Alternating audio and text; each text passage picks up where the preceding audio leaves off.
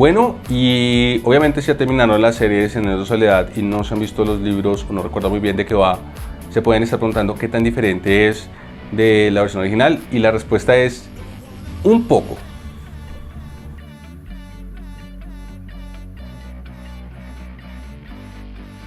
La serie de 100 años de soledad se estrenó esta semana en Netflix, y lo primero que queremos aclarar es, en términos generales, la adaptación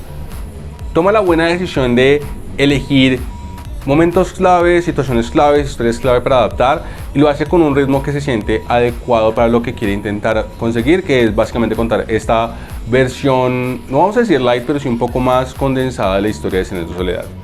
Esto significa, sin embargo, que hay bastantes elementos que terminan siendo eliminados de la adaptación, y queremos resaltar algunos de los más importantes o de los que nos llamaron más la atención, porque hay varias cosas que creemos que pueden afectar futuras temporadas de la serie. Vamos a comenzar por el punto más importante, y es básicamente todo el final de la serie. Y esto es vital porque de manera interesante la serie de 100 años de soledad decide tomar una ruta interesante con la historia del coronel Aureliano Buendía y modifica muchos de sus momentos dentro de la guerra. Lo primero es que varias de las historias que se cuentan de él dentro de la guerra son originales de la serie, y en general lo que sabemos de su tiempo en la guerra está principalmente contado a través de noticias que recibe Úrsula o de información que recibe de cartas de él. Y esto es importante porque 100 años de soledad en general como novela no sale nunca de Macondo. Es muy raro que nosotros sepamos lo que está ocurriendo por fuera del mundo. Se siente realmente uno aislado en la historia a través del hecho de que todo ocurre dentro de la población, y todo lo que hacemos es a través de cartas o de información. Entonces todo este panorama de cosas que sabemos y momentos que vemos del coronel son básicamente originales de la serie, incluyendo varios intercambios de él con algunas de las personas dentro de la guerra. Esto es lo primero. Lo segundo es el tema de que para el momento final de la historia, uno de los puntos más interesantes dentro de la historia de la leyenda del coronel Aureliano Buendía es que él básicamente deja de tener combates en Colombia. Él se convierte en un líder que se une a otras revoluciones de Latinoamérica, y llega a cierto momento en la historia en el que básicamente Úrsula admite que a estas alturas él no sabe ni siquiera si él va a regresar alguna vez al país, porque la leyenda cuentan historias de que él se encuentra en alguna guerra con un nombre diferente. Entonces, digamos, este contexto de que ya realmente el coronel ni siquiera está peleando las guerras del país, sino que está peleando otro tipo de guerras que ya ni siquiera se sabe cuál es, se pierde un poco y se enfoca más en, Netflix dice, el coronel se la pasó peleando básicamente toda su vida con el ejército revolucionario dentro de Colombia. Y esto también afecta un poco porque todo este contexto de dónde está el coronel Aureliano Buendía y su llegada a Macondo es radicalmente diferente dentro de la historia. Tenemos mucho más tiempo básicamente con la pista de Úrsula desde la perspectiva de qué es lo que está ocurriendo con la guerra, afectando lo que queda de Macondo, la llegada de personas y representantes de los liberales y los conservadores. La historia es muy diferente en este punto. Y esto afecta un poco todo ese conflicto final, porque a diferencia del show, por ejemplo, que es una de las grandes conclusiones más importantes, es que este choque que tiene Úrsula con Aureliano no se presenta con él antes de sacar Macondo, sino se presenta después de que ya atacó Macondo y de que básicamente tomó control de la ciudad. Entonces hay esta modificación.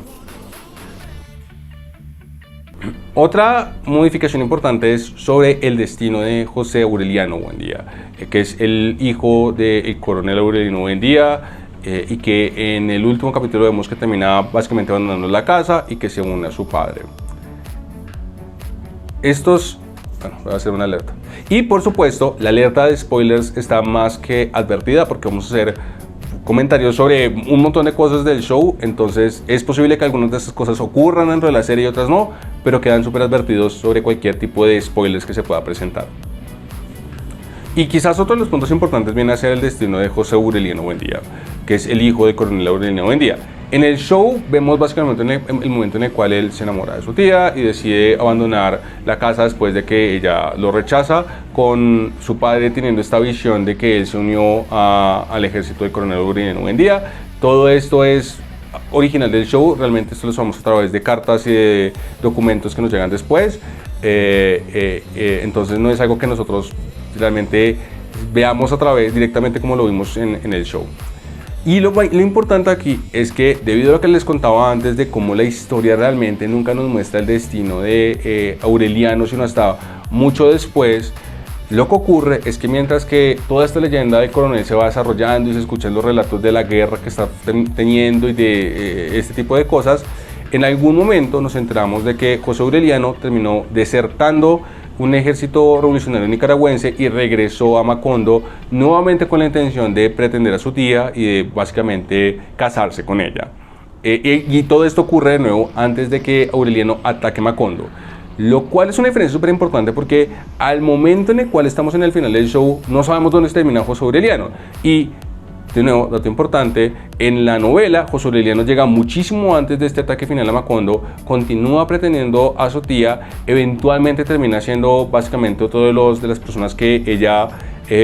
rechaza, y de una forma bastante trágica termina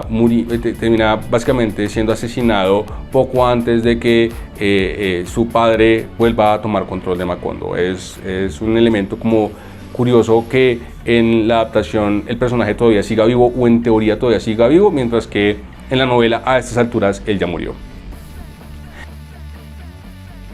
Y quiero hablar un poco del personaje de Amaranta porque,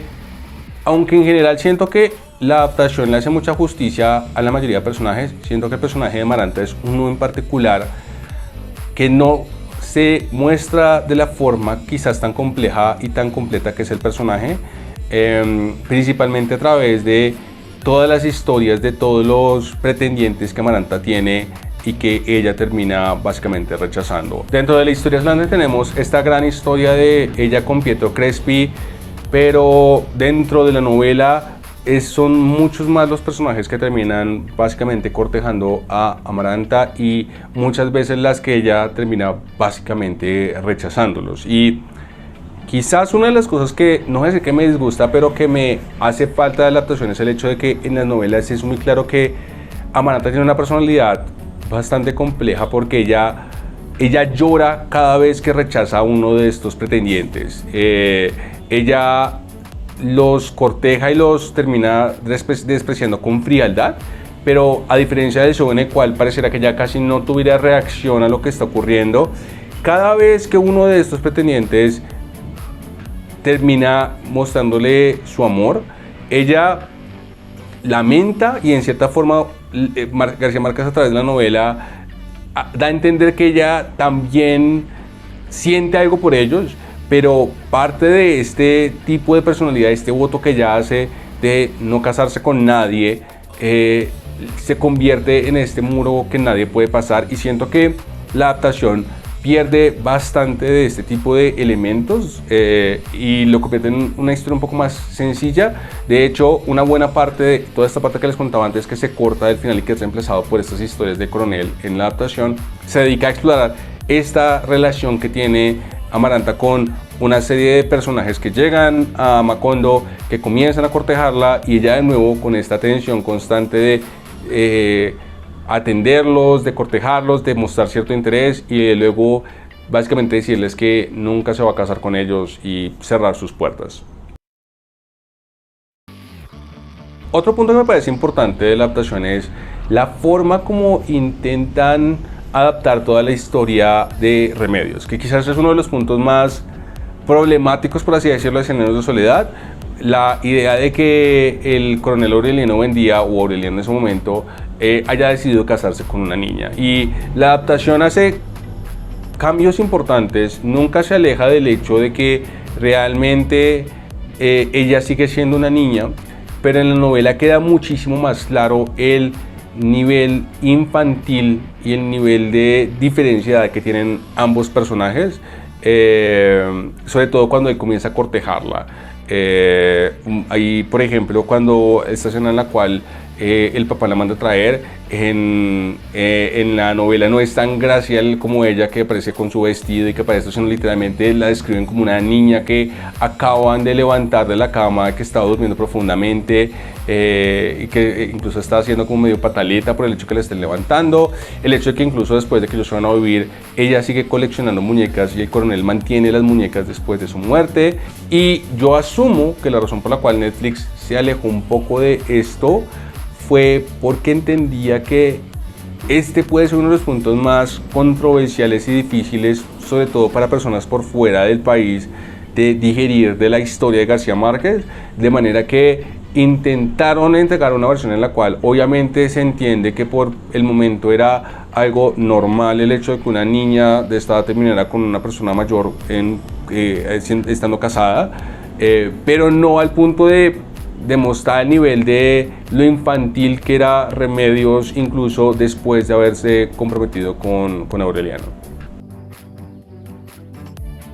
Un último detalle que puede parecer menor, pero a mí personalmente me llama mucho la atención, y es la adaptación. Por ejemplo, en el caso de Rebeca, adapta la idea de que ella se la pasa comiendo tierra, lo cual es algo que viene de la novela. Omite dos elementos que uno me parece que es menor y otro me parece que puede ser un poco importante, pero creo que lo van a cambiar al final y voy a contarles mi teoría de cómo lo van a hacer. En los libros, Remedios básicamente tiene tres costumbres que son bastante desagradables. Se la pasa comiendo tierra, se la pasa comiendo cal de las paredes y además tiene la costumbre constantemente de chuparse el dedo. Y aunque lo de comer cal es algo menor, lo de chuparse el dedo es algo un poco más importante, porque muchos años después, cuando básicamente están comenzando a hacer chequeo de qué es lo que está pasando con Macondo, entran a la casa en la cual ella se encerró en vida y descubren el cadáver de ella, y la forma en la cual la identifican básicamente es porque todavía la encuentran chupándose el dedo.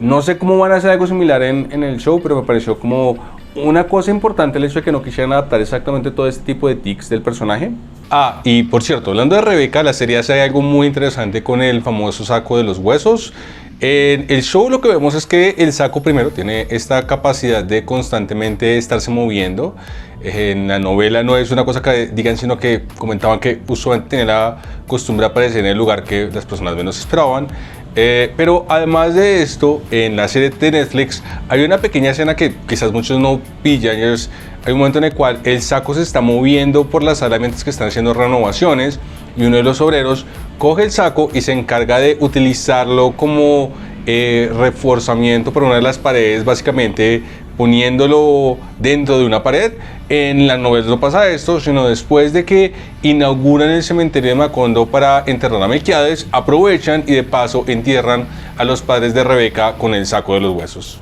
Y no, estos son solamente pequeños detalles. Si nos entramos a hacer un listado de cada una de las cosas que no son adaptadas de la novela, nos quedaremos acá durante fácilmente 2 horas, porque se trata de básicamente de personajes pequeños, detalles de cuando ocurrieron ciertas cosas, pero estos son ciertas cosas que a nosotros nos llamaron la atención y que creemos que pueden tener algún impacto particular en las próximas temporadas. ¿Hay alguna cosa que a ustedes les haya extrañado que no hayan adaptado y que les hiciera falta? Los leemos en los comentarios.